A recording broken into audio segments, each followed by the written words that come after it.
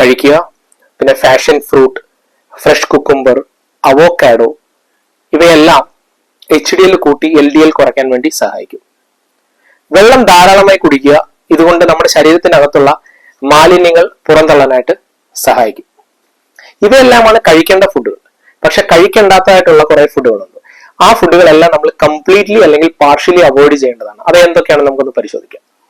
അതായത് ഈ കാർബോഹൈഡ്രേറ്റ് കൂടുതൽ അടങ്ങിയിരിക്കുന്ന ഭക്ഷ്യവസ്തുക്കൾ, അതായത് ചോറ്, ബ്രെഡ്, പാസ്ത, ഈ പൊട്ടറ്റോ, പഞ്ചസാര അടങ്ങിയിരിക്കുന്ന bakery items, chips, fried items, baked food ഇവയെല്ലാം പരമാവധി ഒഴിവാക്കുക.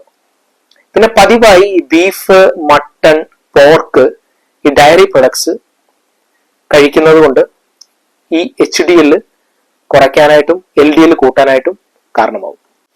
അപ്പോൾ ഈ ഫുഡുകൾ നമ്മൾ കഴിക്കാതിരിക്കുകയും ചെയ്യുമ്പോൾ നമുക്ക് കൊളസ്ട്രോൾ മാത്രമല്ല സ്ട്രോക്ക്, ഡയബറ്റിസ്, ഹൈപ്പർ ടെൻഷൻ തുടങ്ങിയ ലൈഫ് സ്റ്റൈൽ ഡിസീസസ് കൺട്രോൾ ചെയ്യാനായിട്ട് പറ്റുന്നതാണ്. അപ്പോൾ thanks for watching me. Will see you in next video. By.